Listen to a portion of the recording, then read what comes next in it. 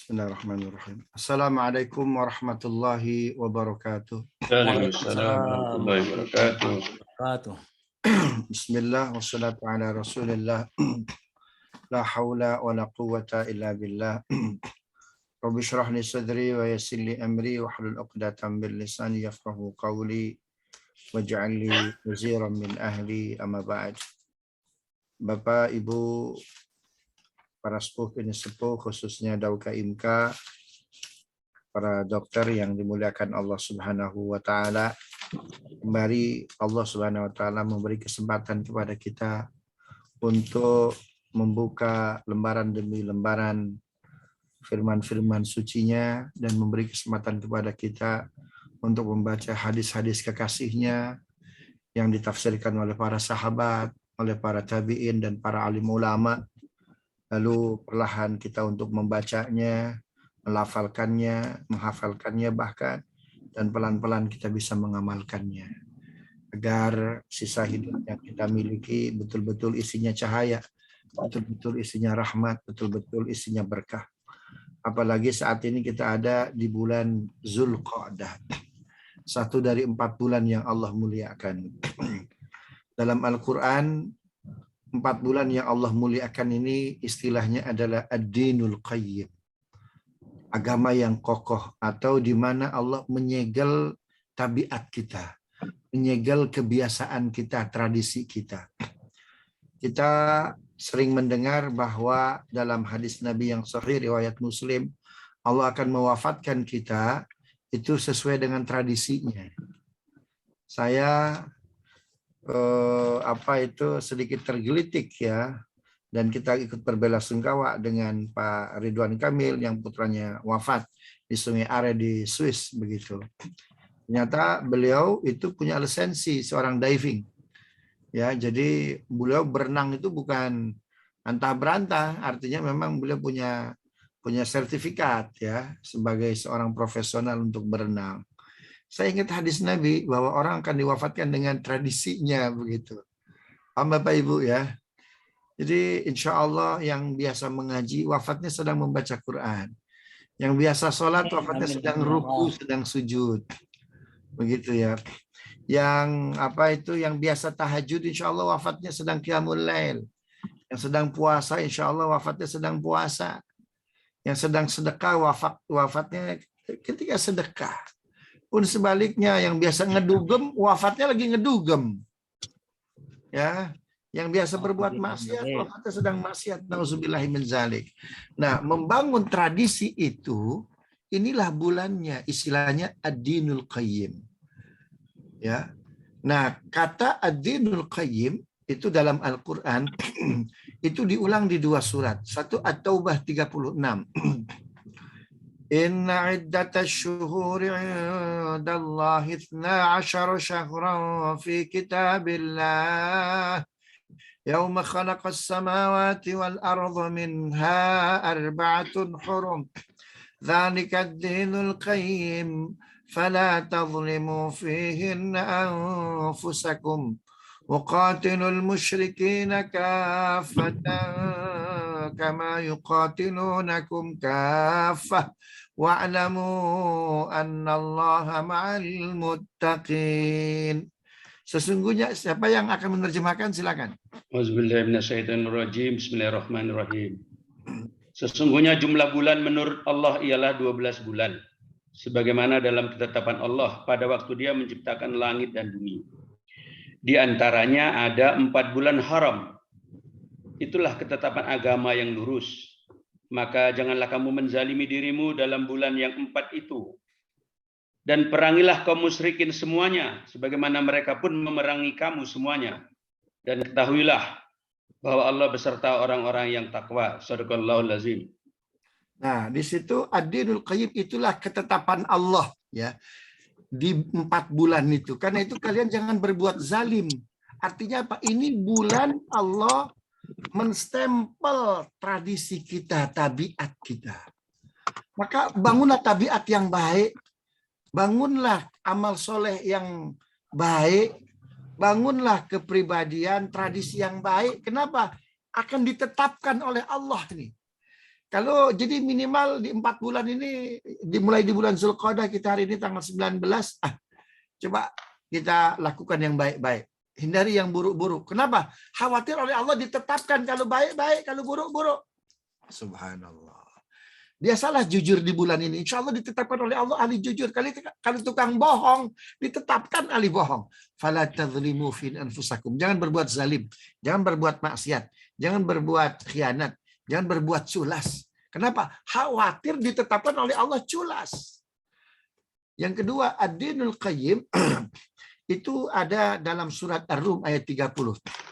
Faqim wajhaka lid-din hanifa fitratallahi allati fataran nasa 'alaiha la tabdila li khalqillah dzalika ad-dinul qayyim walakin aktsaran nasi la ya'lamun. Silakan yang akan menerjemahkan. Bismillahirrahmanirrahim. Maka hadapkanlah wajahmu dengan lurus kepada agama yaitu Islam sesuai fitrah Allah, disebabkan Allah telah menciptakan manusia menurut fitrah itu. Tidak ada perubahan pada ciptaan Allah. Itulah agama yang lurus. Tetapi kebanyakan manusia tidak mengetahui. Shadaqallahul azim. Jangan suka mengubah yang Allah ciptakan. Kata Nabi, kullu mauludin yuladu 'alal fitrah. Setiap orang dilahirkan bersih, suci, normal. Jangan diubah-ubah. Laki jadi perempuan. Perempuan jadi laki. Jangan pernah diubah. Nah, kalau dari awal kita tanpa dosa, maka jangan ditambah dengan dosa. Kalau dari awal kita bersih, tolong bersih itu dijaga. Kenapa? Karena 4 bulan ini Bapak Ibu yang dimuliakan Allah, bulan Allah menetapkan segala sesuatu. Itu sebabnya kenapa berkurban adanya di Zulhijjah. Di salah satu dari 4 bulan ini. Karena kalau kita berkurban di salah satu dari 4 bulan ini, khususnya bulan Zulhijjah, insya Allah di 8 bulan yang lain kita ahli sedekah. Akan jadi murah berinfak. Tapi kalau di bulan Zulhijjah malas kita kurban, maka akan malas di 8 bulan untuk berinfak, untuk bersedekah. Bisa dipahami Bapak Ibu? Bisa ya? Ini sebagai pengantar. Jadi kita alhamdulillah ini ada di bulan Zulqa'dah, permulaan dari 4 bulan yang Allah muliakan. Tidak boleh berperang, ya, tidak boleh untuk berbuat zalim, tidak boleh untuk berbuat khianat dan lain sebagainya. Baik, topik kita kali ini tentang kurban. Ini kita berseri nih ya, mudah-mudahan 3 pertemuan, hari Ahad, hari Rabu dan hari apa lagi nih Pak? Ahad lagi, insya Allah. Nah, jadi 3 pertemuan ini kita bahas kurban. Ya, membahas kurban, insya Allah sore ini kita khusus membahas tauhid kurbannya. Nah, nanti baru pertemuan hari Rabu kita berbicara hukumnya, ya, kemudian berbicara apa itu historisnya dan lain sebagainya. Nah, nanti pertemuan terakhir berbicara teknisnya. Itu Nabi kalau kurban seperti apa sih, kan begitu tuh ya. Nah, tadi surat yang dibaca oleh Pak siapa tadi itu? Nazaruddin. Oleh Pak Nazaruddin Umar ya. Itu surat As-Saffat ayat 99 sampai ayat 112. Wa qala inni zahibun ila rabbi sayahdin. Jadi kata As-Saffat surat 37 ayat 99 ini, inni zahibun ila rabbi sayahdin, aku pergi menuju Tuhanku, ya, maka Tuhanku akan memberiku petunjuk. Ini dalam posisi Ibrahim ada pada 2 kesulitan. Kesulitan pertama, dia berhadapan dengan kelaliman kondisi kala itu. Apa diantaranya? Penguasa yang zalim. Siapa itu? Namrud, la'natullahi alaih. Ya. Kemudian kondisi yang kedua apa? Kesesatan umatnya, masyarakatnya. Ya, karena mereka menyembah apa yang mereka ciptakan tuh, Pak. Nah, ini kan sebuah kegaduhan tauhid yang luar biasa. Nah, yang kedua itu bentuk kegelisahan Ibrahim yang kedua itu beliau sudah usia 86 tahun, tapi belum diberi momongan. Subhanallah. Gelisah tidak Bapak Ibu? Gelisah. Ya, karena anak itu adalah qurrata a'yun. Apa bahasa arti qurrata a'yun? Itu pelipur mata. Subhanallah. Bisa jadi anak kita itulah yang membuat kita bahagia. Nih, Bapak Ibu ketika di kantor kan, subhanallah, sumpah betul. Tapi pulang ke rumah, ngelihat anak, ngelihat cucu sehat, senang betul itu. Ya, senang betul. Subhanallah. Apalagi anaknya soleh, soleha, apalagi anaknya cerdas, anaknya berbakti. Waduh, luar biasa. Dan bisa jadi yang akan bisa membelikan kunci surga itu anak kita. Maka keberadaan anak itu luar biasa. Subhanallah.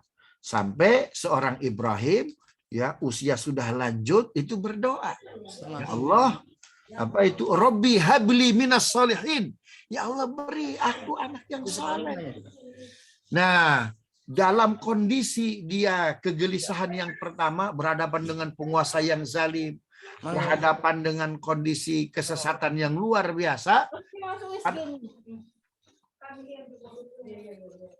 Ya. Arif tidur. Mantri. Oh ini Mantri. Mantri. Arif, bangun Arif tuh. Udah sholat asar belum? Hah? Masih. Oni. Suaranya Tri. Oni. Ya ada bisa yang mematikan Bang karena hostnya. Ya udah, silakan.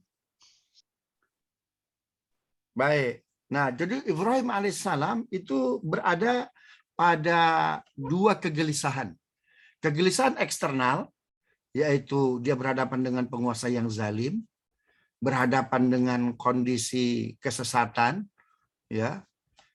Kemudian kondisi kegelisahan yang kedua berhadapan dengan internal pribadinya sendiri. Allah belum anugerahkan seorang anak. Nah, maka pada kondisi gelisah itu puncak gelisah tidak kira-kira Bapak Ibu. Itu puncak kegelisahan itu. Apa yang dilakukan oleh Ibrahim? Yang dilakukan oleh Ibrahim dijawab ya dengan Allah turunkan surat As-Saffat ayat 99. Wa qala inni dzahibun ila rabbi sayahdin. Ya Allah, aku berangkat kepada Engkau, aku berangkat kepada Tuhanku, aku mengadu kepada Tuhanku. Aku bermunajat kepada Tuhanku. Aku bercurhat. Aku curhat kepada Tuhanku. Karena nggak sedikit orang dalam kondisi kegelisahan, curhatnya bukan kepada Allah. Betul nggak Bapak Ibu? Iya Ustaz. Subhanallah. Dalam kondisi gelisah, curhatnya nggak kepada Allah. Subhanallah. Itu Ibrahim berhadapan dengan penguasa yang zalim. Mohon maaf. Nggak usah diinterpretasi ya Bapak Ibu ya. Ya. Dalam kondisi susah karena orang udah nggak bisa diajak koalisi, ya susah berkoalisi untuk melawan siapa? Namrud. Subhanallah, itu sudah apa istilahnya ya? Itu sudah perpolitikannya udah amburadul betul itu. Itu bukan hanya stabilitas politik, sudah sampai kepada stabilitas agama itu mengganggu itu Namrud itu. Ya. Jadi Ibrahim dia mau berkoalisi dengan kekuatan mana kala itu untuk melawan Namrud? Nggak ada. Jangankan berkoalisi dengan kekuatan eksternal, bapaknya pun berkoalisi dengan Namrud, betul nggak? Orang tuanya berkoalisi dengan Namrud. Subhanallah. Jadi apa artinya? Ini dia betul-betul anak tiri begitu ya, betul-betul sendirian, single fighter ini Ibrahim. Ya, ditambah lagi kesesatan, ditambah lagi nggak punya anak. Oke lah kita berhadapan dengan eksternal, penguasa yang zalim, ya kondisi yang sesat. Tapi kalau punya anak, anak kita bisa jadikan kekuatan, betul nggak? Anak kita bisa jadikan gerbong. Ini nggak punya anak. Jadi betul-betul apa? Jadi ini multi kelemahan ini. Allahu Akbar. Maka dalam kondisi ada pada puncak kelemahan, Allah Ibrahim itu memberikan pelajaran kepada kita. Apa sikap yang harus diambil? Wa qala inni dzahibun ila rabbi sayahdin. Curhatnya kepada Allah. Subhanallah. Kira-kira, mohon maaf, kita hari ini kondisinya Kalau gelisah sampai kepada level Ibrahim nggak kira-kira? Enggak lah. Oh, masih belum. Belum, masih jauh itu. Jangan Masih bisa sampai, jangan makan, sampai kan? Ustaz. Jangan sampai, na'udzubillah min dzalik. Jangan sampai, subhanallah. Nggak sampai kan? Nah, Ibrahim yang sudah pada puncak kelemahan, sikap yang diambil, zahibun ila rabbi. Karena nggak sedikit dalam kondisi puncak kelemahan, justru apa? Bergabung dengan lawan. Bisa dipahami Bapak Ibu? Ya. Fakta, fakta. Bergabung dengan lawan. Kenapa? Karena nggak mampu untuk memberikan infiltrasi dakwah. Sehingga apa? Bergabung. Subhanallah. Ya, Ibrahim nih subhanallah tokoh yang amat istiqomah. Dia gabung nggak dengan Namrud? Gabung nggak? Sama sekali tidak. Sama sekali tidak. Justru dia mengatakan apa? Ini zahibun ila rabbi sayahdin. Ini pelajaran buat kita hari ini nggak kira-kira nih Bapak Ibu? Ya. Ini buat pelajaran kita hari ini. Karena nggak sedikit ya, ketika kondisi kita lemah, kita tidak bisa berkolaborasi benar dengan benar, karena mohon maaf ya, lawan begitu amat kuat, kebatilan begitu dahsyat. Terkadang di antara kita ada yang mengambil jalan tikus. Ya, ada yang keluar bahkan bergabung dengan lawan. Subhanallah. Itu sebabnya kenapa Nabi Ibrahim oleh Quran, kalau kau mau jadikan contoh Ibrahim. Contoh Ibrahim. Ada 2 orang dalam Quran yang layak dijadikan contoh. Satu, Nabi Ibrahim. Silakan dibaca Al-Mumtahanah ayat 4. Ya. Bismillahirrahmanirrahim. 60 ayat 4 ya Ustaz ya. Ya. Bismillahirrahmanirrahim. Sorry. Bismillahirrahmanirrahim. Sungguh telah ada suri teladan yang baik bagimu pada Ibrahim dan orang-orang yang bersama dengannya ketika mereka berkata kepada kaumnya, sesungguhnya kami berlepas diri dari kamu dan dari apa yang kamu sembah selain Allah. Kami mengingkari kekafiranmu dan telah nyata antara kami dan kamu ada permusuhan dan kebencian buat selama-lamanya sampai kamu beriman kepada Allah saja. Kecuali perkataan Ibrahim kepada ayahnya. Katanya kepada ayahnya, sungguh aku akan memohonkan ampunan bagimu, namun aku sama sekali tidak dapat menolak sisaan Allah terhadapmu. Ibrahim berkata lagi, ya Tuhan kami, hanya kepada Engkau kami bertawakal, dan hanya kepada Engkau kami bertobat, dan hanya kepada Engkau lah kami kembali. Shadaqallahul azim. Itu Al-Mumtahanah ayat 4 dengan As-Saffat ayat 99, semakna tidak? Semakna. Satu makna. Jadi dalam kondisi kegelisahan, Bapak Ibu, jangan curhat kepada siapapun. Curhatlah kepada Allah. Maka ceritakan unek-unek kita dalam sujud. Wasta'inu bis-sabri was-shalah. Itu dalam sujud. Itu forum yang luar biasa. Tempat yang luar biasa, ya Allah. Sulit sekali hari ini, ya Allah, kebenaran untuk tampil di permukaan. Ya Allah, sulit sekali, ya Allah, kami membela ulama-ulama. Itu udah dalam hati saja. Ya Allah, kami sulit sekali, gak tega melihat saudara-saudara kami kesulitan. Ya, mereka terpaksa harus menaikkan harga-harganya karena memang mahal harganya, sehingga harga jualnya mesti ditinggikan. Subhanallah. Sudah, sekarang kita nggak usah banyak cerita ke kanan ke kiri. Sudah, curhat saja kepada Allah. Kenapa? Karena semua orang mengalami hal yang sama. Zahibun ila rabbi sayahdin. Ini nih pelajaran kurban ini sebetulnya. Pelajaran Ibrahim. Subhanallah. Nah, telah menikah ya dengan Ibunda Sarah sampai pernikahan itu berlangsung 40 tahun, belum punya juga momongan. Pada usia 86 tahun, lalu dia berdoa. Doanya diabadikan dalam surat As-Saffat. Ayat berapa tadi? Rabbi habli minas salihin. As-Saffat ayat 100 tuh ya. Rabbi habli minas salihin. Ya Allah, beri aku seorang anak yang soleh. Apa artinya? Bapak Ibu, berjuang itu perlu teman, betul nggak? Betul. Ibrahim itu head to head dengan Namrud. Kenapa? Karena kesesatan masyarakatnya luar biasa. Teman dia bicara hanya Sarah, betul nggak? Ya, tetapi Sarah kan perempuan, mohon maaf Bapak Ibu, dengan segala apa itu ya, dengan segala desain keperempuanan yang Allah ciptakan untuk manusia itu punya kelebihan dan punya kekurangan. Apa artinya? Dakwah itu perlu teman banyak. Itu sebabnya saya pernah bilang beberapa kali ya, untuk menjadi ahli neraka nggak perlu berjamaah, munfarid bisa, sendirian bisa. Tapi untuk dakwah menjadi ahli surga, ya itu nggak bisa munfarid, harus berjamaah.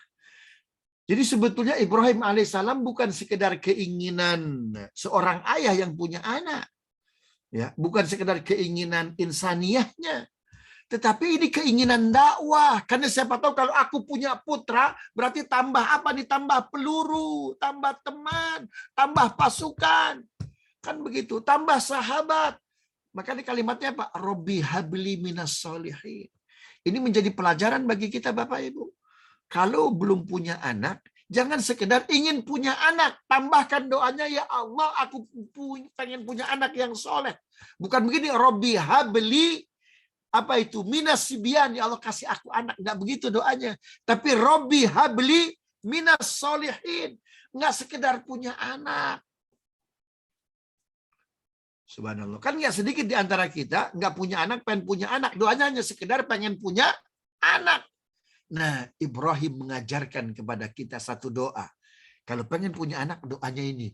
Robbi habli minas solihin. Nanti oleh Allah diberikan bukan hanya anak, tapi anaknya soleh. Anaknya solehah.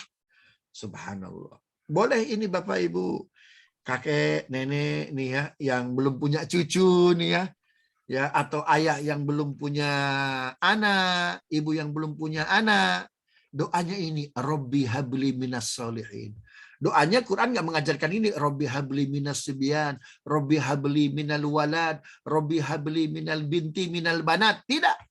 Robbi habli minas solihin. Subhanallah. Ya Allah, beri aku anak yang soleh. Karena kesolehan ini yang akan memberikan kontribusi akhirat. Saya berulang kali di forum ini, kita nggak cukup punya anak lebih hebat dari kita. Tapi kalau bisa apa? Lebih soleh dari kita.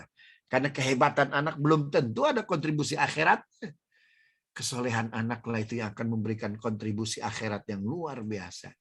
Nah, jadi doa Ibrahim, Rabbi habli minas solihin, ini bisa dilihat dari dua sisi. Pertama, sisi insaniah Ibrahim sebagai seorang ayah, ingin punya anak.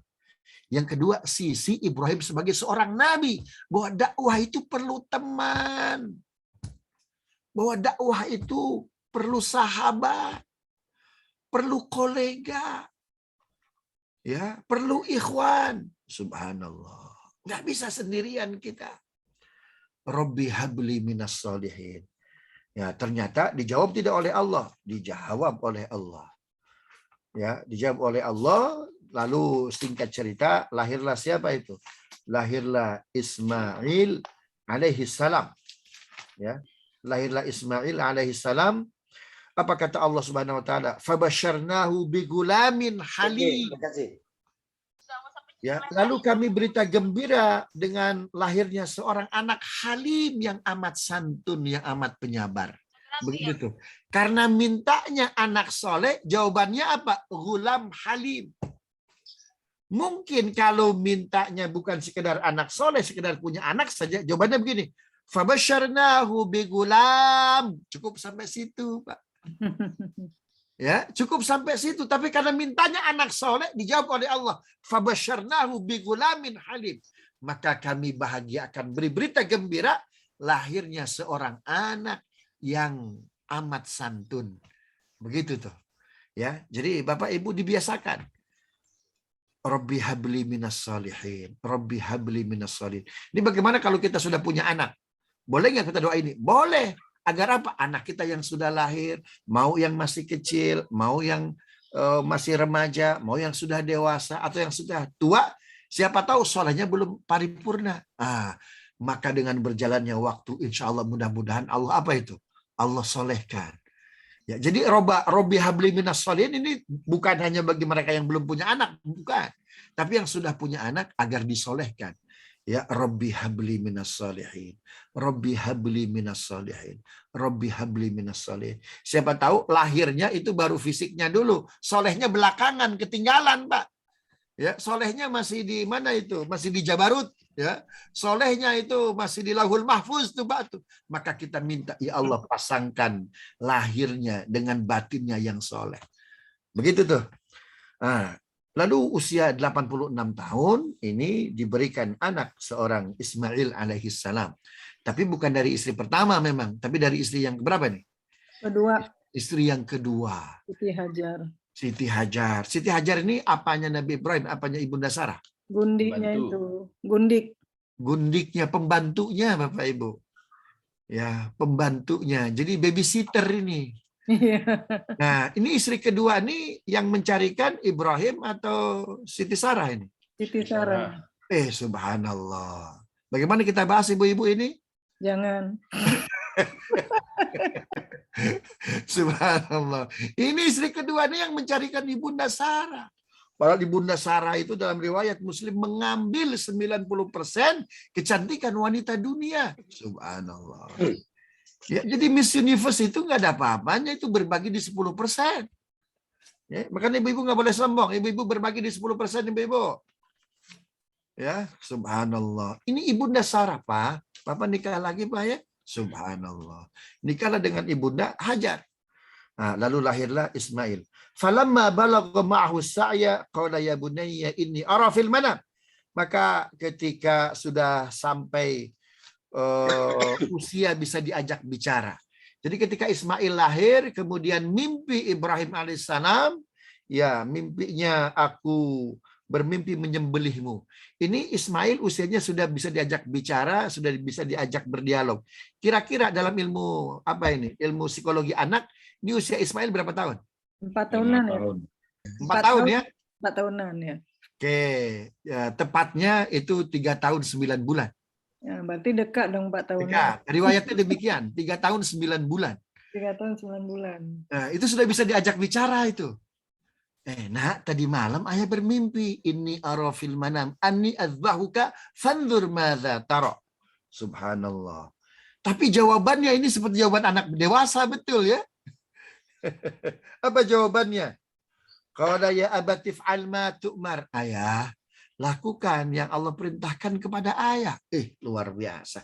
Inilah yang disebut dengan halim, Bapak Ibu.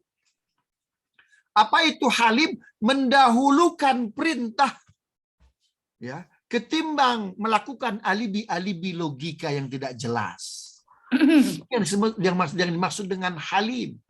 Orang beriman, Pak, itu level tertingginya itu halim. Apa?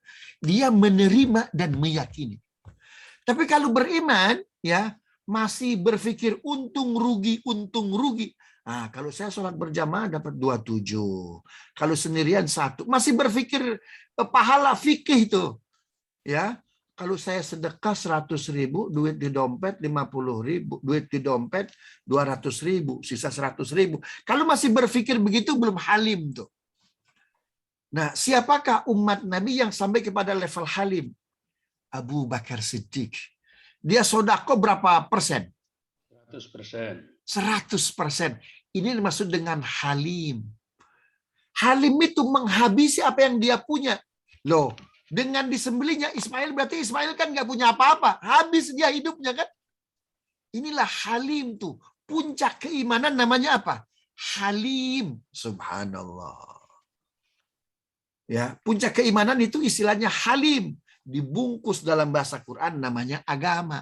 Halim itu pekerjaannya. Gelarnya namanya muttaqin, Bapak Ibu. Subhanallah. Fanzur ya abatif al matumar. Ayah, silakan lakukan. Oh, satajiduni insyaallahu minas sabirin. Maka ayah akan mendapati aku orang-orang yang sabar. Dalam halim ada sabar. Nah, ketika Ismail alaihissalam sudah sampai usia yang cukup untuk diajak bicara. Kemudian Ibrahim bermimpi untuk disembelih. Falamma aslama wa tallahu lil jabin. Ketika keduanya Ibrahim dan Ismail itu sudah sampai di tempat penyembelihan, lalu melihat pelipisnya, artinya sudah dalam posisi akan disembelih. Kenapa proses penyembelihan pengkurbanan ini terjadi, Bapak Ibu? Inilah pelajaran tauhid yang akan kita bahas hari ini. Tauhid kurban. Kenapa Ibrahim sampai disuruh oleh Allah untuk menyembelih Ismail? Jadi selama 86 tahun nggak punya putra, lalu beribadah luar biasa, berdakwah luar biasa, istiqomahnya luar biasa. Hanya Allah segalanya, sampai Ibrahim bilang, qala inni dzahibun ila rabbi sayahdin. Curhatnya hanya kepada Allah, cintanya hanya kepada Allah.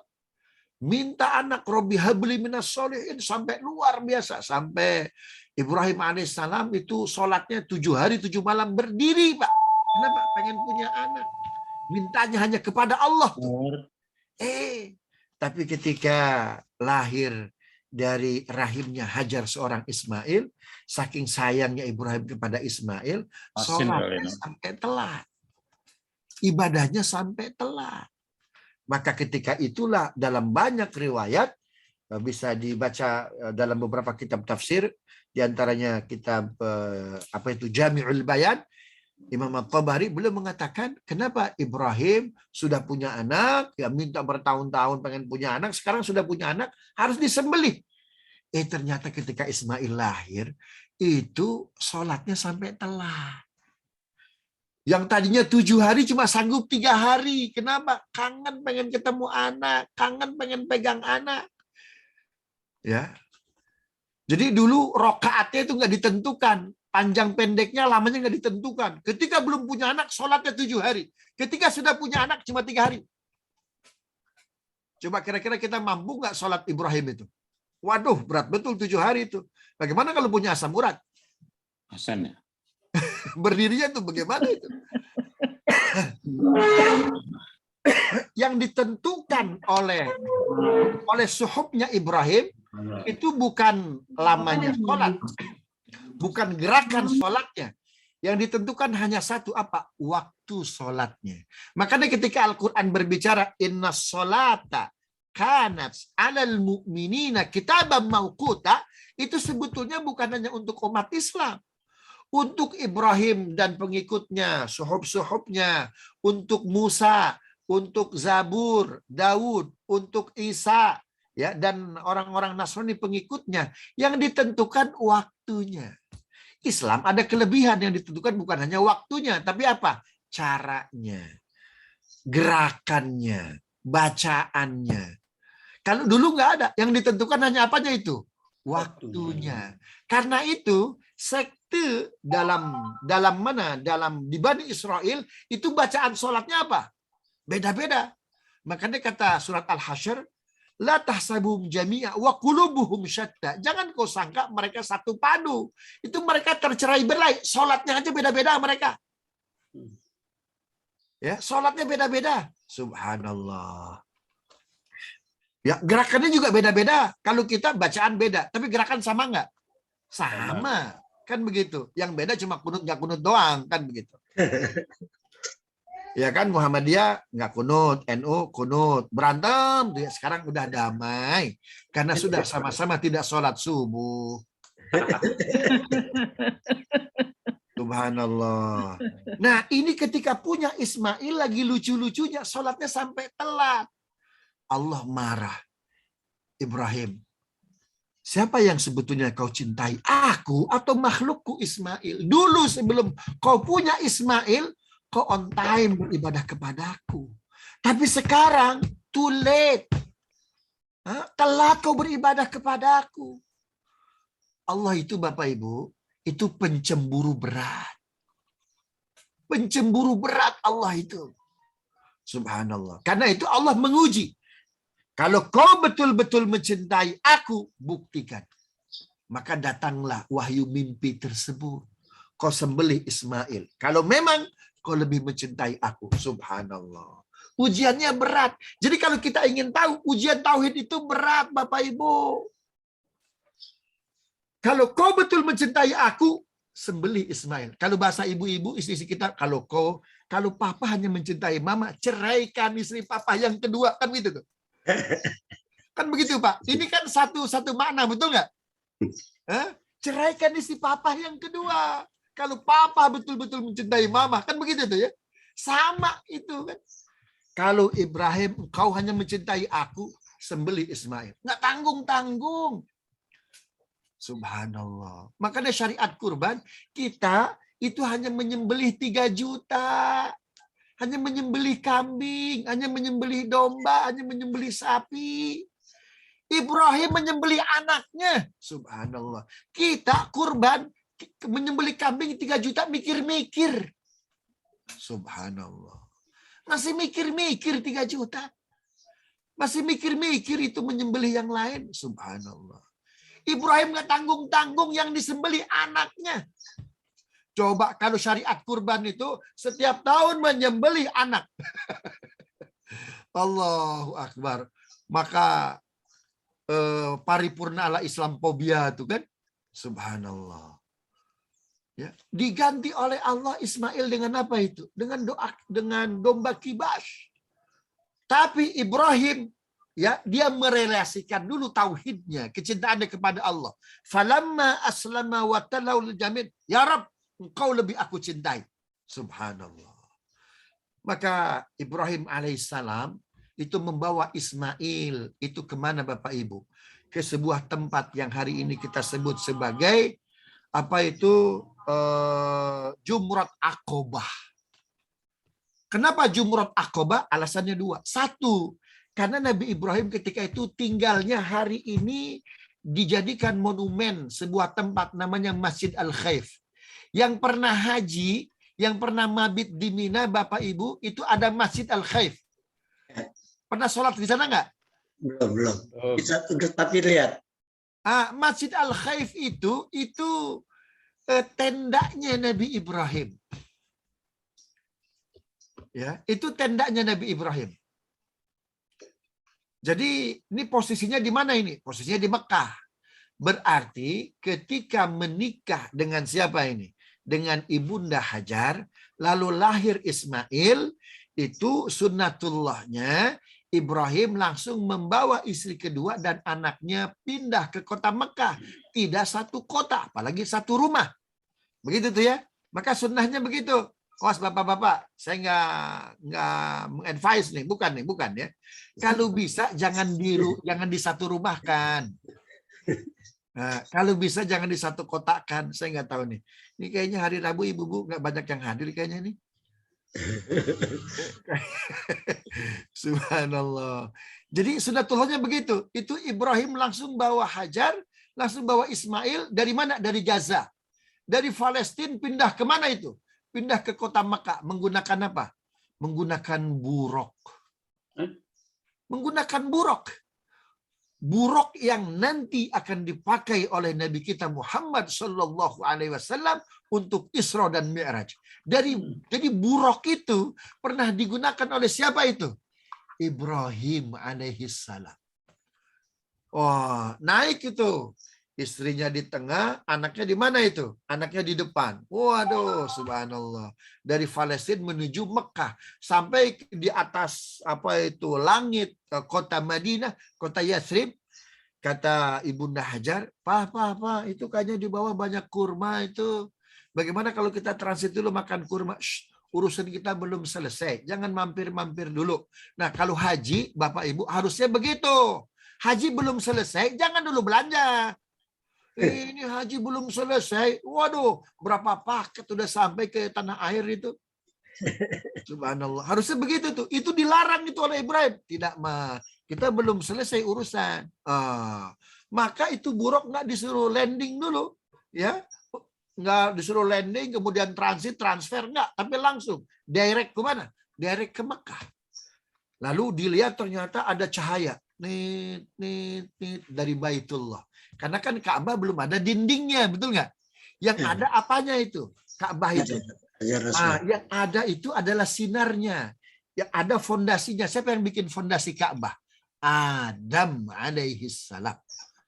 Subhanallah. Adam alaihissalam. Karena itu pesawat mau malam, mau siang, itu nggak akan salah tuh ya landingnya. Kenapa? Karena kan ada sinar tuh Pak. Net. Itu belajar dari situ tuh. Sinarnya muncul dari mana itu? Hajar Aswad. Subhanallah. Langsung tuh landing di mana? Landing di Baitullah. Sedangkan buruknya sendiri landingnya di mana? Di Jabal Qubais. Ya, di Jabal Qubais, kemudian turun ya. Nah, ketika itu Ibrahim dengan Ibunda Hajar itu diistirahatkan di mana? Di pinggir Ka'bah yang sekarang disebut dengan Hijir Ismail. Subhanallah. Nah, agar di situ bisa berteduh, maka ketika itu Ibrahim dan Ismail membangun dinding Ka'bah. Diabadikan dalam surat Al-Baqarah. Silakan dibaca surat Al-Baqarahnya ayat 120 berapa? 126 ya. Wa idh yarfa'u Ibrahim. Itu di 2 halaman terakhir sebelum juz pertama ya. Paling atas wa idh yarfa'u Ibrahim. Wa idh qala Ibrahim. Bukan. Wa idh yarfa'u Ibrahim. 127 ya. 127 berarti ya. Wa idh ya. Dan ingatlah ketika Ibrahim meninggikan fondasi Baitullah bersama Ismail seraya berdoa, ya Tuhan kami, terimalah amal dari kami. Sungguh Engkaulah yang Maha mendengar, Maha mengetahui. Subhanallah. Itu berangkat dari Palestina persis kalau diwaktukan itu sebelum setelah matahari terbit.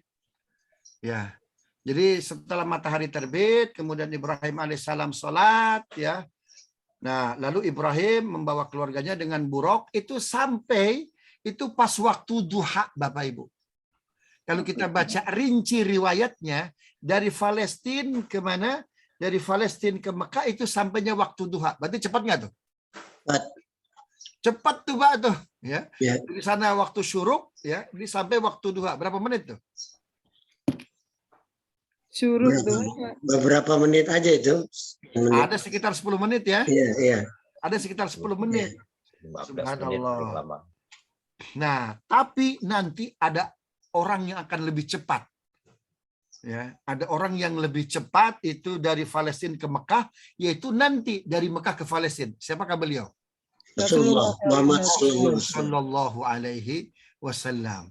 Karena Rasul berangkat ba'da maghrib, itu sampai di sana sebelum Isya. Jadi hanya ukuran 3 kali subhanallah, subhanallah, subhanallah, subhanallah sampai Palestina. Itu lebih cepat lagi tuh, melebihi kecepatan apa? Cahaya. Iya. Subhanallah. Nah, jadi itu mohon maaf istirahat tidak. Nah, jadi pas waktu duha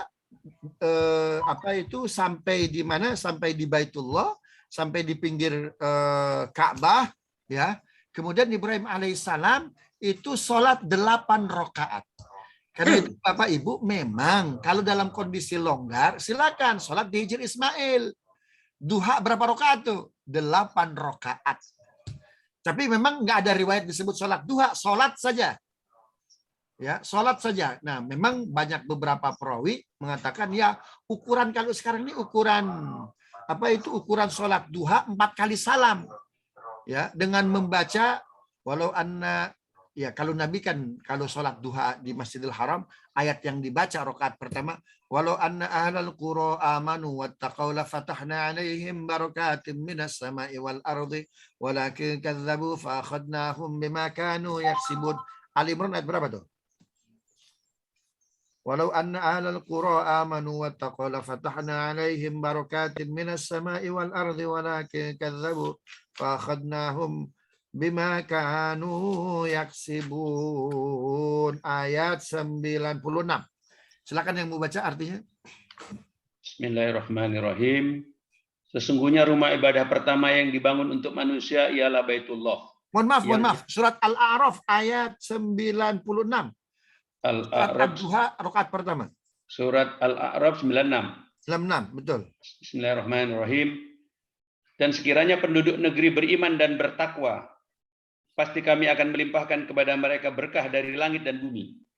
Tetapi ternyata mereka mendustakan ayat-ayat kami. Maka kami siksa mereka sesuai dengan apa yang telah mereka kerjakan. Sadaqallahul azim. Nah, sekalian kita berbagi Bapak Ibu yang biasa sholat duha, ya seyogyanya bagus dilanjutkan, maka baca surat apapun. Cuma Nabi seringnya membaca Al-A'raf, rakaat pertama 96.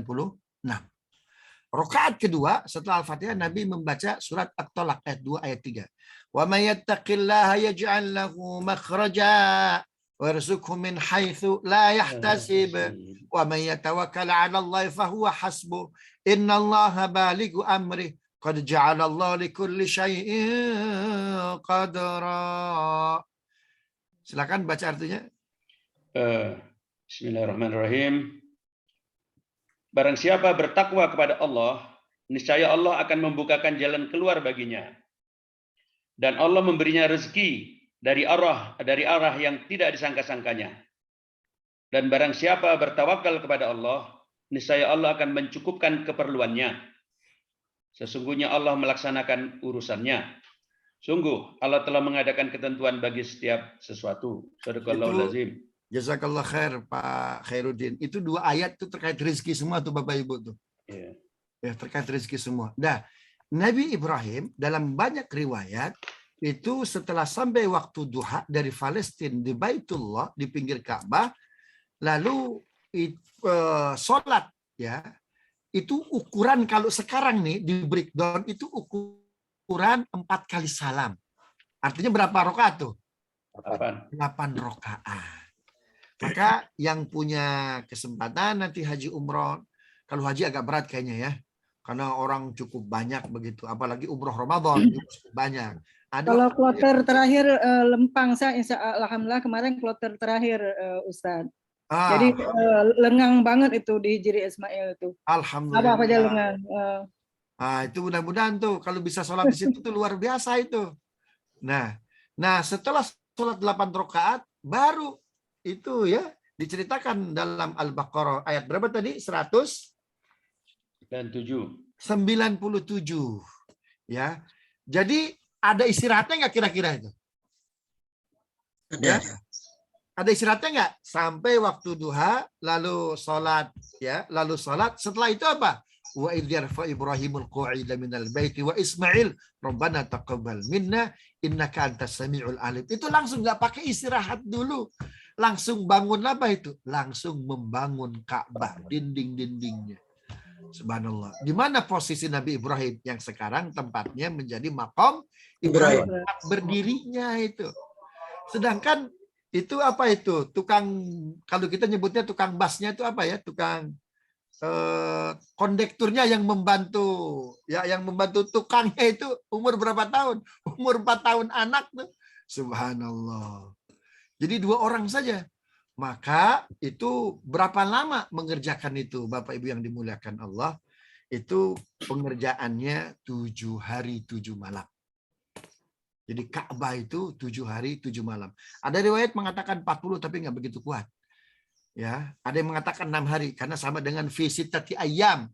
Dalam Al-Qur'an kan banyak ayat tuh visit dalam waktu 6 hari. Nah, silakan mau 6 hari mau 7 hari itu yang paling kuat, 6 hari.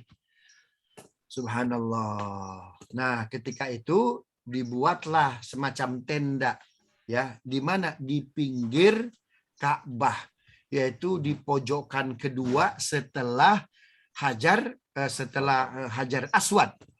Subhanallah. Nah, ketika itu belum ada talang emas, Bapak Ibu. Ya, talang emas itu dibangun oleh siapa? Oleh Rasul Shallallahu Alaihi Wasallam melalui arsiteknya namanya Bakhum. Nah, kenapa disebut Hijr Ismail? Karena di situ kamarnya Ibunda Hajar. Kamarnya Ismail alaihis salam. Subhanallah. Nah, apakah setelah itu Nabi Ibrahim itu langsung pulang ke Palestina? Tidak. Ya, tidak. Biasanya agar keluarga nyaman, kadang akan ditinggalkan, dibawa jalan-jalan dulu kan biasanya kan? Maka dibawa jalan-jalan ke Masyairul Haram. Ya, ke Masyairul Haram. Yang pertama dikunjungi adalah Arafah. Ya. Arafah. Kenapa yang pertama dikunjungi ini Arafah, Bapak Ibu yang dimuliakan Allah? Karena banyak hikmah di situ. Karena tempat yang paling utama, kejadian yang paling utama kondisi yang paling utama seorang hamba, dia mengenal Tuhannya. Maka dalam ilmu tasawuf kita mengenal apa itu sebuah kaidah, man arafa nafsahu faqad arafa rabbahu. Barang siapa mengenal dirinya, dia akan mengenal Tuhannya. Subhanallah. Maka arafah itu diambil dari kata apa? Ma'rifat, pengetahuan.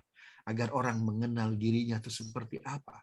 Karena di Arafah nanti pada waktu haji semua orang kumpul, seperti itulah kita akan dikumpulkan di padang mahsyar. Nggak ada apa-apanya. Nggak ada itu bawa yang megah-megah baju, tidak. Kain ihram sama yang kita bawa itu ini cuma badan apa itu tanpa busana, cuma kain ihram ya. Bahkan mohon maaf kalau laki-laki itu kan tanpa pakai ini dan itu, cuma kain ihram doang. Maka kenalah dirimu. Suatu saat kau akan sampai kepada level ini, dikumpulkan. Maka yang pertama tempat yang dikunjungi itu adalah Arafah. Di Arafah berapa lama? Nggak lama, sampai waktu zuhur doang. Ya, sampai waktu zuhur doang. Apakah pakai buruk? Tidak, jalan kaki Bapak Ibu. Kenapa? Karena buruknya tetap di atas tuh. Begitu tuh ya. Kemudian jadi sebetulnya rangkaian manasik haji Rasulullah SAW itu mengikuti prosesi yang pernah dilakukan oleh siapa? Ibrahim alaihissalam. Maka setelah Nabi Ibrahim alaihissalam sampai di mana? Sampai di Arafah, kemudian matahari sudah terik, beliau sholat. Hanya tidak disebut sholat zuhur saja. Begitu. Makanya sering dalam Al-Quran disebut apa? Millata Ibrahim. Wajar, satu-satunya nabi selain nabi kita yang disebutkan dalam sholat cuma Nabi Ibrahim. Kenapa? Karena kontribusi dalam ibadah dakwahnya luar biasa. Sholatlah Ibrahim alaihissalam, zuhur tadi. Hanya nggak disebut waktu zuhur. Kemudian merayap ya ketika mulai berjalan itu kemana? Ke Musdalifah. Di Musdalifah cuma sebentar saja, hanya bermalam. Kemudian istirahat di mana? Istirahat di Mina. Nah, di Mina itulah membangun sebuah tenda yang saat ini dibangun sebuah masjid cukup megah. Namanya Masjid Al-Khaif. Subhanallah. Berapa lama tidur di Mina? Tidurnya itu 4 malam. Hari ke-10, ke-11, 12, dan 13. Yang kita sebut sebagai Ayyamut Tasyrik. Subhanallah. Itu tidur malam pertama. Disitulah Ibrahim alaihissalam bermimpi. Kenapa? Karena telat subuhnya Bapak Ibu. Memang dari dulu tuh ya. Yang telat waktu sholat itu apa itu? Subuh. Subuh. Subhanallah. Itu telat tuh Ibrahim sampai telat sholat. Disitulah Allah Subhanahu wa taala itu menurunkan wahyunya melalui mimpi. Apa mimpinya? Anni ara fil manam anni adzbahuka fanzur madza tara. Ibrahim 86 tahun kalau bahasa kita. Kau berdoa, kau berdakwah, beribadah, minta anak. Sekarang sudah punya anak, telat beribadah kepadaku. Siapa yang lebih kau cintai? Aku atau makhlukku Ismail? Kalau kau lebih mencintai aku, maka sembelih Ismail. Subhanallah. Ya, Allahu Akbar. Maka setelah matahari terbit, itu sebelum matahari terbit, setelah sholat subuh yang telat tersebut, Ibrahim bercerita kepada Ismail. Bagaimana pandangan Anda wahai Ismail? Fanzur madza tara. Jadi prosesnya cepat nggak kira-kira ini? Cepat, prosesnya cepat. Ini nggak lama prosesnya. Allahu Akbar. Karena kalau telat nggak termasuk orang yang beriman dong. Ya, cepat prosesnya. Itu pada subuh langsung cerita. Allahu Akbar. Maka kata Ismail, ya abatif alma tu'mar, lakukan ayah. Maka setelah matahari terbit, itu Ibrahim alaihissalam mau menyembelih Ismail. Awalnya dekat rumah. Tapi kenapa faktanya terjadinya di mana? Yang sekarang disebut Jumratul Aqobah. Berarti kan paling jauh dari Masjid Al-Khaif. Betul nggak? Ya, berarti jumrah yang keberapa? 1, 2, atau 3? Yang ketiga. Subhanallah. Kenapa bisa Ibrahim itu disembelihnya di Jumrah Aqobah? Alasannya 2. 1. Karena ketika akan disembelih Ismail di dekat rumahnya, itu setan itu menggoda luar biasa. Ibrahim, jangan sembelih. Ismail itu putramu. Subhanallah. Maka Ibrahim alaihissalam ngambil batu, lempar tuh batu. Subhanallah. Dilempar. Maka godaan iman itu beratnya. Berat. Ya, ini sama seperti halnya Adam alaihissalam. Maka subhanallah. Ini ada anekdot ya dalam Ihya Ulumuddin. Kenapa enggak Adam alaihissalam? Itu sebab kenapa Adam enggak termasuk ulul azmi, Bapak Ibu. Ya. Tidak sabar. Kenapa enggak termasuk ulul azmi? Subhanallah. Dan Ibrahim itu tidak komunikasi dengan istrinya. Kesalahan Adam, wah ini jangan terlalu jelas ya. Kesalahan Adam itu apa itu dia? Makan buah khuldi. Menurut istri. Khuldi. Kenapa terjadi makan buah khuldi? Itu inisiatif siapa itu? Istri. Nah itu sebabnya Ibrahim untuk urusan keimanan Pak, itu langsung saja Pak. Aduh subhanallah, ini dakwah enggak rahmatan lil alamin ini Bapak Ibu, mohon maaf nih ya, mohon maaf betul. Subhanallah. Kenapa? Karena Ibrahim belajar dari siapa ini? Dari Adam. Belajar dari Adam alaihissalam. Dari Adam. Subhanallah. Urusan keimanan kalau yakin jalan terus. Jalan terus. Subhanallah. Ada hal yang mesti didiskusikan, ada hal yang tidak perlu didiskusikan.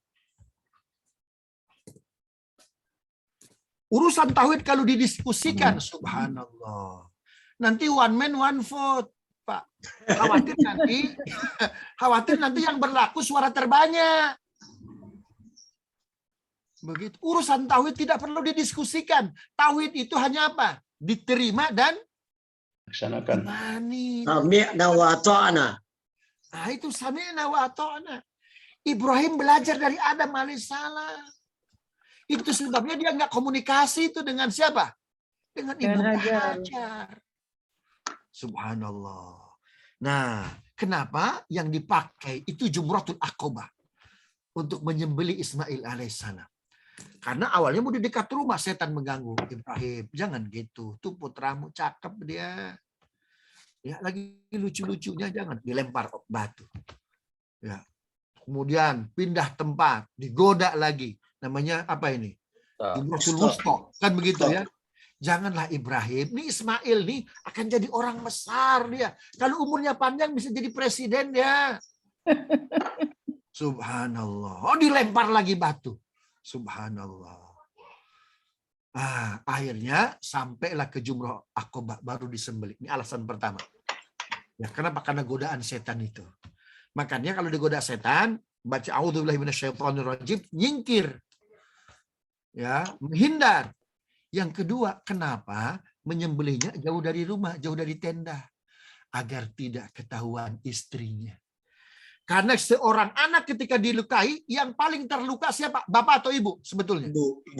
Ibu. Kenapa? Karena darah daging dia yang melahirkan. Dia yang menyidam, dia yang bersalin dan lain sebagainya. Subhanallah. Karena itu jauh-jauh dari ibu. Subhanallah. Nggak tega. Ibu tahu hasilnya aja bahwa Ismail selamat, kan begitu tuh. Begitu ya. Jadi urusan tauhid Bapak Ibu, urusan komunikasi musyawarah, ada yang mesti dimusyawarahkan, ada yang mesti didiskusikan, ada yang tidak perlu didiskusikan. Karena nggak jadi-jadi nanti kalau diskusi. Itu kesalahan Adam karena dia terlalu banyak diskusi itu. Ya, saya bagus sekali itu apa istilahnya Ibnu Hayyan, Pak. Ya, dalam tafsirnya. Disebutnya apa itu? Rojul moderati, rojul demokrati. Itu laki-laki yang apa itu? Yang demokrat, yang moderat itu. Tapi terlalu moderat itulah fatal jadinya. Tapi memang takdirnya memang Adam itu harus ada khalifah fil ardi. Itu ya kisah-kisah saja. Kan begitu tuh ya. Subhanallah. Jadi pelajaran tauhid yang pertama, kenapa Ismail disembelih? Dua-duanya dikeluarin. Buktikan pembuktian ketauhidan. Nah, sekarang ya, kalau sampai Ibrahim diuji dengan menyembelih Ismail karena telat sholat, Sekarang apa yang membuat kita lupa kepada Allah? Itu harus disembelih sebetulnya. Kalau jabatan itu melupakan kita kepada Allah. Kalau harta melupakan kita kepada Allah. Kalau pekerjaan melupakan kepada Allah. Jangan sampai Bapak Ibu. Subhanallah. Ibrahim harus menyembelih anak, kita mah enggak. Ya, cuma setahun sekali menyembelih, itu pun kambing. Subhanallah. Bisa dipahami Bapak Ibu ya? Ya. Itu sebabnya kenapa muncul syariat sholat Jumat dalam Islam. Nabi SAW itu ketika sampai di Quba, ya, distrik yang akan masuk kemudian kota Yathrib atau Al-Madinah Al-Munawwarah, itu Nabi membangun masjid pertama ya di dunia yang Nabi bangun sendiri tentunya. Begitu ya. Beda dengan Masjidil Haram, ya, itu dibangun oleh Ibrahim, oleh Adam alaihissalam. Nah, sedangkan yang dibangun oleh tangan Nabi sendiri itu adalah Masjid Quba. Disitulah ya sebagai momentum bacaan sholat lengkap, gerakan sholat lengkap.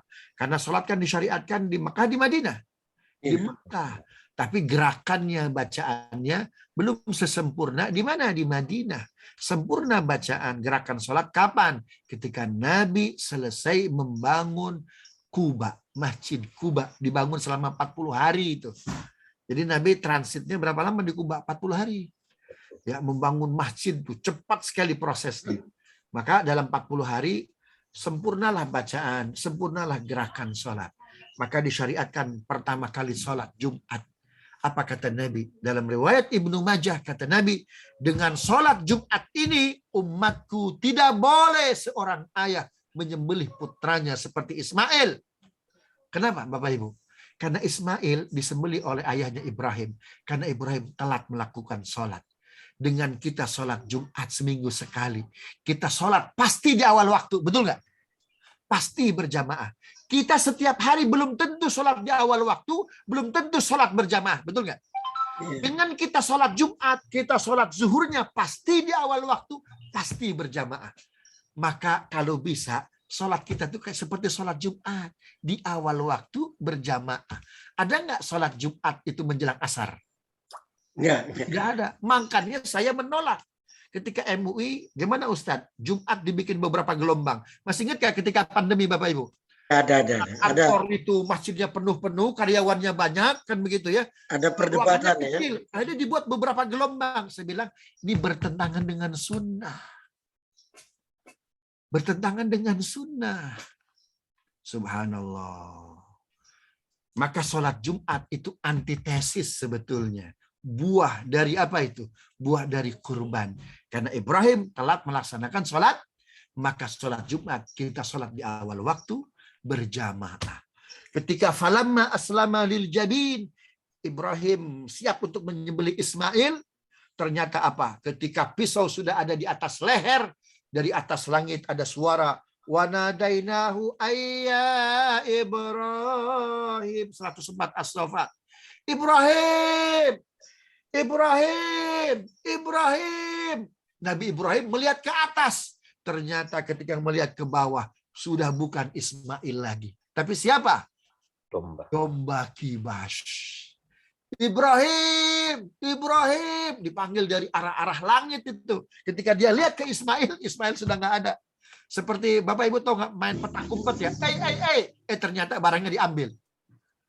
Ya, Ibrahim, Ibrahim. Ketika diganti, ketika ngelihat ke Ismail, ternyata bukan Ismail lagi. Kaget, kemana Ismail? Kemana Ismail? Lalu dia lari ke rumahnya, ternyata di depan pintunya, ternyata ada siapa? Ada Ismail alaihissalam. Begitu bahagianya Ibrahim, lantas Ibrahim berdoa. Doa Ibrahim itu diabadikan dalam Al-Quran, surat Al-Baqarah, ya, ayat 100. Mohon maaf, ayat 129. Rabbana wab'ats fihim rasulan minhum yatslu 'alaihim ayatika wa yu'allimuhumul kitaba wal hikmata wa yuzakkihim innaka antal azizul hakim. Monggo silakan. Bismillahirrahmanirrahim. Ya Tuhan kami, Utuslah di tengah mereka seorang rasul dari kalangan mereka sendiri yang akan membacakan kepada mereka ayat-ayat-Mu dan mengajarkan kitab dan hikmah kepada mereka dan menyucikan mereka. Sungguh Engkaulah yang Maha Perkasa, Maha Bijaksana. Subhanallahul azim. Allahu Akbar. Ketika Ibrahim ya gelisah, sedih dia, kemana Ismail? Kemana Ismail? Dia pulang, ternyata Ismail ada di depan pintu. Begitu bahagianya Ismail berdoa, ya Allah, utus dari putraku ini seorang nabi akhir zaman yang akan membacakan ayat-ayat-Mu, yang akan mensucikan, yang akan mengajarkan kitab dan hikmah dan membersihkan seluruh umatnya. Subhanallah. Ketika Ismail disembelih tidak jadi, Allah ganti dengan kambing kibas. Ibrahim menemukan Ismail di depan pintunya lalu berdoa. Doanya itulah itu agar Allah untuk melahirkan dari generasi Ismail seorang nabi akhir zaman. Apa artinya? Buah dari realisasi tauhid Ibrahim itu melahirkan siapa? Muhammad Rasulullah SAW. Pelajarannya apa itu? Ibu, bapak, kalau kita berkurban, yakin merealisasikan keyakinan ketauhidan Allah, Allah ganti. Bukankah datangnya Nabi Muhammad, hadirnya Nabi Muhammad itu nikmat terbesar kemanusiaan? Iya, subhanallah. Kalau enggak kita gelap terus, sesat terus. Karena itu Bapak Ibu jangan pernah takut untuk berkurban. Jangan pernah tidak yakin untuk bertauhid. Allah ganti itu Ismail ya disembelih oleh Ibrahim karena yakinnya kepada Allah bahwa dia lebih mencintai Allah ketimbang Ismail, tapi Allah ganti Ismail. Bahkan dari Ismail doa Ibrahim, Allah lahirkan seorang umat manusia, seorang manusia terbaik akhir zaman. Siapa? Rasulullah Muhammad SAW. Dan itu jangan pernah ragu dengan kurban, jangan pernah ragu dengan infak, jangan pernah ragu dengan sedekah. Subhanallah. Itu sebabnya Nabi Muhammad dalam hadis riwayat Bukhari, ana ibnu zabihataini, aku seorang anak dari dua ayah yang hendak disembelih. Itu ya. Pertama, ayahku siapa yang akan disembelih? Ismail alaihissalam. Yang kedua, siapa ayahku yang akan disembelih? Kata Nabi Muhammad, Abdullah. Kata ayahnya Abdullah, kakeknya Nabi Muhammad, andaikan aku punya anak 10, yang ke-10 akan aku sembelih.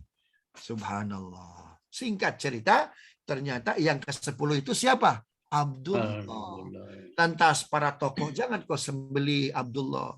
Ketika kau melakukan mengundi, kalau keluar Abdullah ganti dengan 10 unta, 10 unta. Ternyata 10 unta ya ketika diundi 10 nama yang keluar siapa? Abdullah. Berarti 10 kali 10 berapa? 100. Itu sebabnya dalam fikih Islam pembunuhan ya semi sengaja itu diatnya berapa unta? 100 ekor unta. Aku seorang anak dari dua ayah yang akan disembelih, Ismail dan Abdullah. Kalau Ibrahim tidak merealisasikan keimanannya dengan menyembelih Ismail karena untuk menunjukkan Allah lebih cintai, belum tentu Nabi kita Muhammad lahir itu ya. Wallahu alam. Inilah makna tauhid kurban. Mudah-mudahan bermanfaat. Sudah 5:30 nggak kerasa ini. Iya. Tauhid kurbannya ya. Ada beberapa 3 poin lagi dari tauhid yang belum kita. Ada 2 episode lagi. Ada 2 episode lagi, Ustaz. Insya Allah. Kayaknya nggak perlu tanya jawab ya. Perlu tanya jawab juga. Mungkin ada. Menunggu waktu maghrib mungkin ada ya. Jangan sampai waktu maghrib. Karena saya ada maghrib. Saya ada pengajian juga. Baik. Ada. Silakan Rudin Lubis. Assalamualaikum ya Ustaz. Waalaikumsalam. Mohon bertanya, apakah kita tidak boleh curhat kepada selain Allah? Yang pertama. Kemudian yang kedua, apakah mahsyar kita itu nanti Yerusalem itu, Al-Aqsa itu? Dan yang ketiga, karena dekatnya Nabi Muhammad dengan Allah, bagaimana mewujudkan cinta kita kepada Nabi Muhammad? Yang selama ini orang ngapain cinta, ngapain. Nah, gitu. Makasih Ustaz. Baik, jazakallah khair. Langsung saja Pak Dokter sudah. Ya, silakan. Ya, tidakkah boleh kita curhat kepada selain Allah? Ya, dalam beberapa kasus itu Khadijah itu curhat, bercerita terkait kisah suaminya itu kepada anak pamannya, namanya Waraqah bin Naufal. Ya, artinya apa? Bahwa Khadijah yang paham urusan ini sepupunya. Jadi curhat kepada makhluk boleh, ketika makhluk tersebut itu bisa dijamin kesolehannya, kebaikannya, kerahasiannya, bukan ember. Dia cerita ke orang, tahu nggak tadi si Fulan curhat kepada saya. Tahu nggak dia gini diceritakan lagi. Dalam ilmu kedokteran kan penyakit pasien nggak boleh diceritakan, Dok, ya, betul nggak, kepada orang lain. Sama tuh begitu tuh. Jadi dia diikat dengan sumpah. Ya, makanya Al-Qur'an boleh mengizinkan kita bertanya, kita curhat hanya kepada ahli zikir. Was'alu ahla zikri in kuntum la ta'lamun. Bertanyalah kepada orang yang sering zikir kepada Tuhan. Bisa jadi zikir kita payah, zikir kita lemah. Siapa tahu ilmu mereka, pemahaman mereka, kedekatan mereka dengan Allah lebih baik ketimbang kita. Maka boleh kepada mereka. Ini yang kita tanya, Pak, sama-sama punya masalah. Subhanallah. Dia menyelesaikan urusannya itu cuma dengan nakol-nakol. Apa itu, Pak? Itu nakol bawa-bawa kendi itu, Pak, itu ya. Sambil garam, bawa garam dan lain sebagainya. Ustaz, tapi akal-akalan, Ustaz. Jadi Herodin, Allah Akbar. Ini kita curhat kepada makhluk, boleh tidak? Boleh.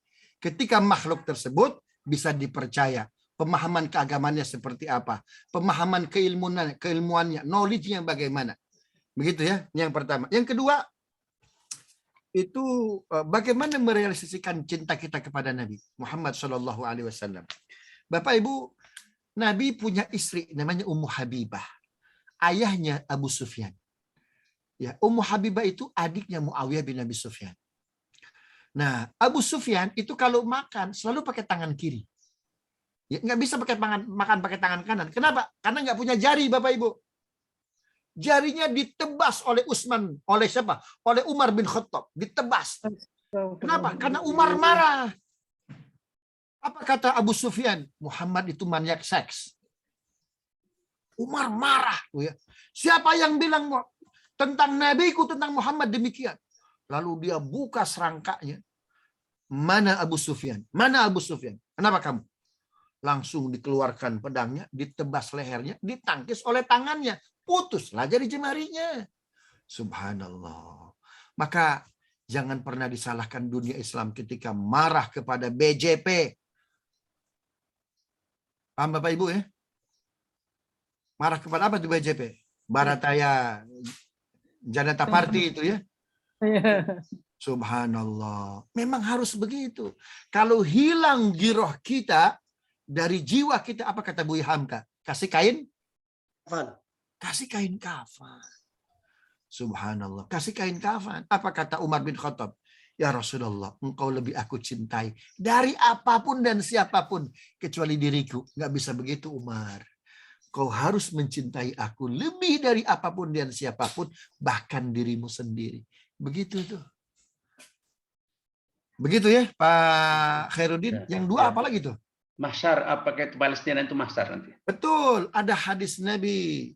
Ya, Al-Aqsa asimatu yaumil qiyamah. Aqsa itu akan menjadi ibu kotanya hari kiamat. Tuh, Aqsa itu akan menjadi ibu kotanya hari kiamat. Jadi nanti ibu kota hari kiamat bukan di GBK, Bapak Ibu. Bukan pula di Panajam-Panajam itu ya. Subhanallah. Ibu kota hari kiamat itu juga bukan di mana tuh stadion yang gede-gede itu. Juga bukan di Jakarta International Stadium, juga bukan itu ya. Ibu kota hari kiamat di mana itu? Aqsa, kata Nabi. Aqsa asimatu yaumil qiyamah. Saya pernah dakwah ke Kuala Lumpur, ya, mulai berangkat dari Terminal 3, rupanya ada orang perlente bawa koper. Pak, mau kemana Bapak? Saya mau Kalimantan Timur. Mau ngapain? Beli tanah. Karena nanti di sana akan dibangun ibu kota. Saya tahu kalau saya sudah punya tanah, nanti harganya naik. Oh begitu ya. Nah, Bapak Ibu, beli tanah di Aqsa itu. Nanti hari kiamat punya lapak Bapak Ibu itu. Insya Allah, insya Allah. Ustaz. Bagaimana cara belinya? Dengan doa. Kata Maimunah, istri terakhir Nabi, suamiku, apakah aku harus berangkat ke Masjidil Aqsa? Harus. Harus, Ma. Walaupun kau sekedar mengirimkan minyak-minyak agar lampu di Masjidil Aqsa tidak padam. Minimal doa, subhanallah. Hari ini kan banyak sekali itu NGO tuh ya, ormas-ormas yang coba membantu mengirimkan bantuan-bantuan kita ke Palestina. Bahkan ada korban di Palestina ya, harga kambing, harga domba, harga unta, silahkan itu. Itu sama dengan membeli lapak untuk mahsyar kita. Karena mahsyar tidak ada paginya, tidak ada sorenya, apalagi malamnya. Semuanya adalah siang. Tidak ada rest area. Kalau kita punya lapak, insya Allah. Begitu. Ada satu lagi Pak Khairuddin ya. Apa itu? Wujud mencintai Rasulullah itu bagaimana? Ya tadi itu. Ya, kita mencintai Rasul bertahap memang ya. Ada 7 tahap. Mencintai Rasul pertama banyak menyebutnya. Minimum apa itu? Man shalla alaihi salatan sallallahu alaihi ashran. Membaca salawat. Karena siapa membaca salawat, maka Allah akan membacakan salawat untuk kita. Minimal berapa? 10. Itu tingkatan pertama, ini yang paling rendah. Sering menyebutnya.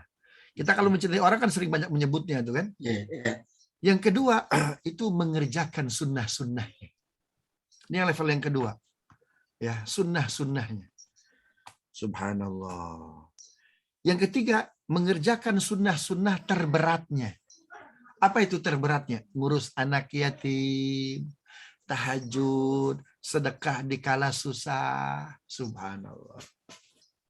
Tuh ya, silaturahim pada orang yang dibenci. Tuh, ini paling susah. Apalagi silaturahim kepada mantan. Apalagi suami mantan. Waduh, berat tuh. Subhanallah. Berapa itu Bapak Ibu? 3. Yang keempat, bentuk cinta kepada Nabi Muhammad SAW, mencintai apa yang dicintainya. Nabi mencintai siapa? Anak keturunannya. Aku tinggalkan 2 pusaka bagi kalian. Ya, 1 Al-Quran. Yang kedua wa'itrati, anak keturunanku. Baca Asy-Syura ayat 23. Kulla as'alukum alaihi ajra illa al-mawaddata fil qurba. Asy-Syura ayat 23. Ya, aku nggak minta upeti, nggak minta pemberian dari kalian, upah dari kalian. Aku cuma titip anak keturunan. Subhanallah. Karena itu jaga, hormati. Ya, Nabi mencintai anak yatim, cintai anak yatim. Subhanallah. Berapa nih? 4. Yang kelima, membenci apa yang Nabi benci. Membenci apa yang Nabi benci. Apa yang Nabi benci? Nabi membenci orang yang membenci umatnya.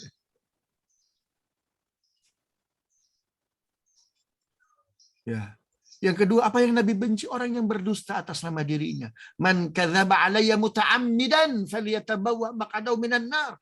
Orang yang berkata suka-suka atas nama diriku, dusta dia, hati-hati tempat duduknya di neraka. Subhanallah. Berapa itu, Pak? 5. Yang keenam, Pak. Yang keenam nih, Pak, nih. Berjuang bersama Rasulullah, Pak. Maksudnya apa berjuang bersama Rasulullah? Membela orang-orang yang kata Nabi, apa itu? Al-ulama'u warathatul anbiya. Ulama'u ummati anbiya'u Bani Israel. Ulamanya umatku, itu levelnya nabinya Bani Israel. Yang ketiga, Pak, berkurban untuk kemuliaan Rasulullah, Pak. Enggak riba Rasul disakiti, Rasul dihina. Ini level tertinggi itu, Pak, tuh. Ya, berkorban untuk Rasulullah. Makanya umat Rasul di Madinah namanya Ansor, Pak, bukan Nasrani.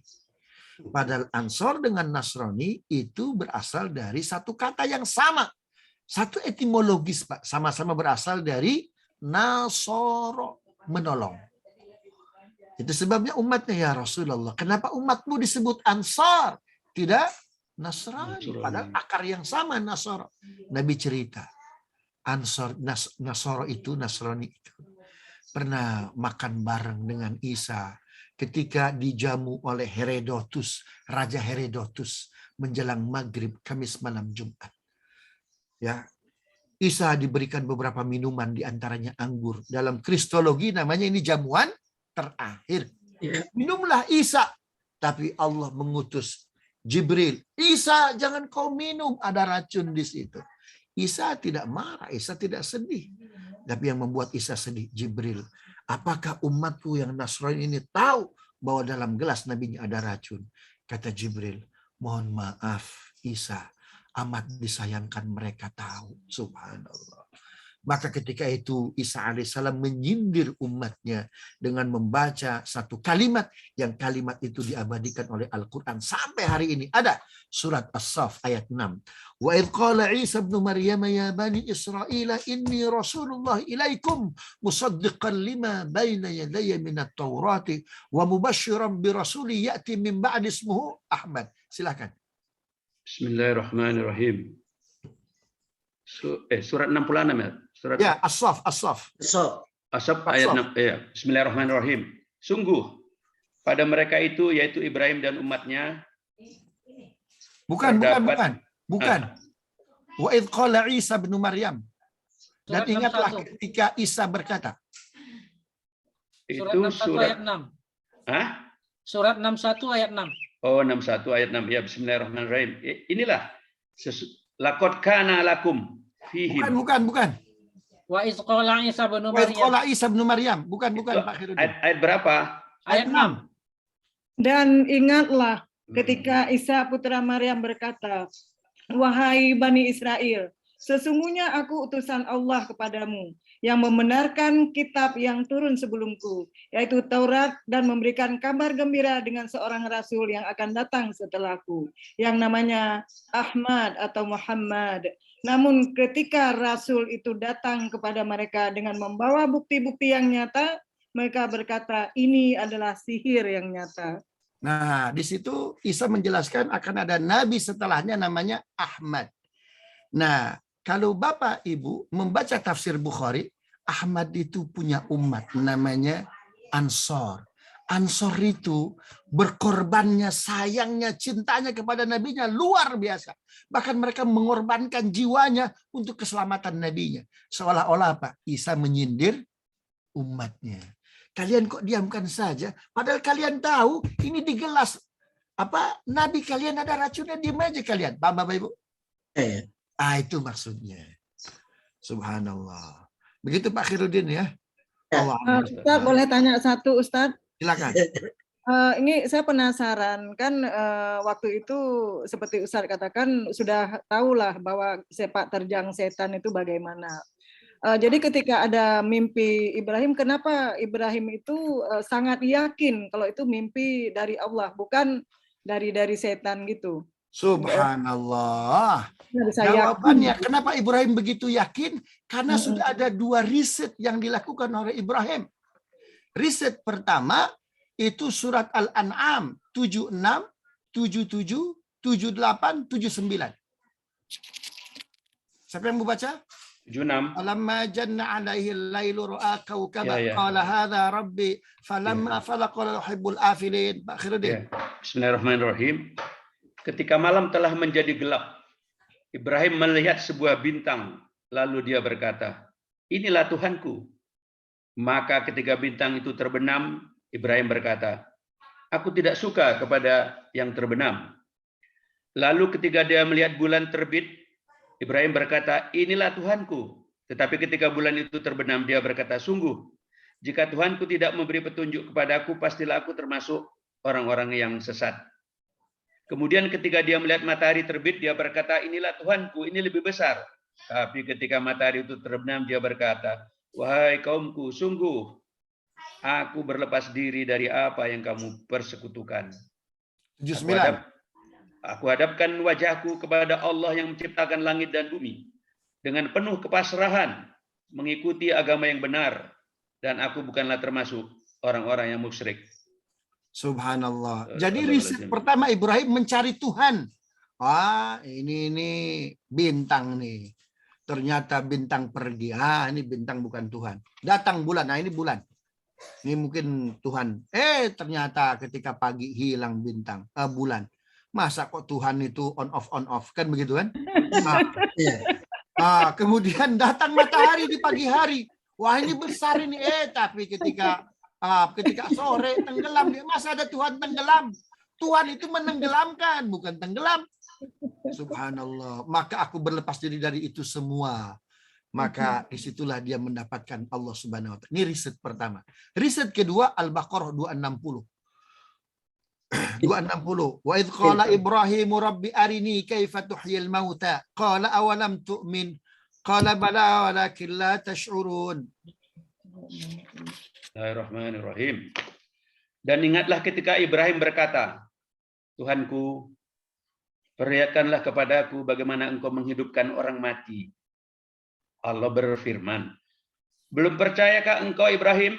Ibrahim menjawab, aku percaya, tetapi agar hatiku tenang, mantap. Allah berfirman, kalau begitu ambillah 4 ekor burung, lalu cincanglah olehmu, kemudian letakkan di atas masing-masing bukit satu bagian, kemudian panggillah mereka. Niscaya mereka datang kepadamu dengan segera. Ketahuilah bahwa Allah Maha Perkasa dan Maha Bijaksana. Ini riset kedua ini. Ya Allah, nanti pada hari kiamat itu gimana cara ngidupin orang yang sudah mati? Nggak beriman. Iman ya Rabb. Tapi saya agar lebih yakin. Kata Allah, ambil 4 jenis burung. Burungnya burung merpati, ayam jago, burung merak, dan burung elang. Nanti hari Rabu kita bahas. Kenapa 4 jenis burung itu. Kau cincang-cincang ya burung-burung tersebut, lalu kau taruh di tempat yang berbeda. Setelah itu apa? Panggil lagi. Pasti mereka akan menghampiri kamu Ibrahim dengan tubuh yang tiada tertukar. Ternyata benar. Jadi 2 riset ini membuktikan bahwa Allah itu qadir. Allah itu kuasa. Allah itu benar. Allah itu hakul mubin. Sehingga ketika datang mimpi nggak ragu lagi.